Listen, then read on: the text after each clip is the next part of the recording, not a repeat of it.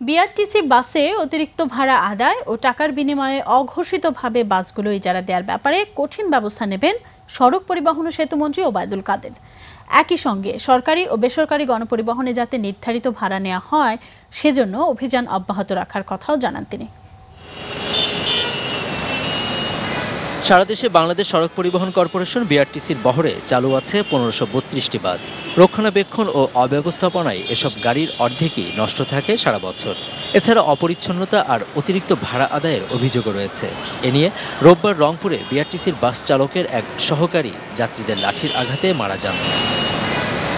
বিআরটিসির বাসের এমন অব্যবস্থাপনা ও নৈরাজ্যের খোঁজ নিতে সোমবার দুপুরে মতিঝিলে বিআরটিসির কার্যালয়ে যান সড়ক পরিবহন ও সেতুমন্ত্রী ওবায়দুল কাদের। প্রতিষ্ঠানটির ডিপো ম্যানেজার সহ সংশ্লিষ্ট কর্মকর্তাদের সঙ্গে বৈঠকের সময় বিআরটিসির চেয়ারম্যান তার প্রতিষ্ঠানের উন্নতির ফিরিস্তি তুলে ধরতে থাকলে সেতুমন্ত্রীও পাল্টা যুক্তি দিয়ে জবাব চান তার কাছে। বিআরটিসির কি কোনো অভিভাবক নেই, কোনো গার্ডিয়ান নেই? হ্যাঁ, সরকার কা মাল দরিয়া মে ডাল, সেই অবস্থা। এই অবস্থা আমি হতে দেব না। আপনি বলছেন চেয়ারম্যান সাহেব আপনি উন্নতি করেছেন, আগের চেয়ে ইমপ্রুভমেন্ট করেছেন। ইমপ্রুভমেন্ট, গাড়ির ইমপ্রুভমেন্ট কোথায় হইল? বিআরটিসির গাড়ির দিকে তাকানো যায়।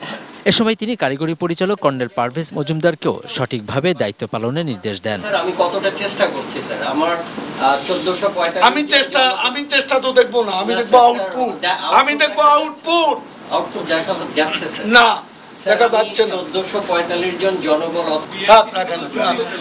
নিজে ঢাক পিটালে হবে না। বৈঠকে মন্ত্রী বিআরটিসির কর্মকর্তাদের অতিরিক্ত ভাড়া আদায় সহ সার্বিক অব্যবস্থাপনা কমানোর নির্দেশ দেন। নির্ধারিত ভাড়ার অতিরিক্ত ভাড়া নিলে কঠিন ব্যবস্থা নেওয়া। গাড়ি মেরামত এবং গাড়ি ধোয়া মোছা, গাড়িতে পোস্টার লাগাই রাখে, এগুলো তোলার লোক নেই। মহিলাদের গাড়িগুলো আর মহিলাদের যে আসনগুলো আছে জেনারেল গাড়িতে, ওখানে কি মহিলাদের বসতে দেওয়া হয়? মহিলারা অপমানিত হয়েও আমাকে ফোন করেছে। অতিরিক্ত ভাড়া আদায়ের প্রেক্ষিতে রোববার মিরপুরে গণপরিবহনের কর্মচারীকে কারাদণ্ড দেওয়া হয়।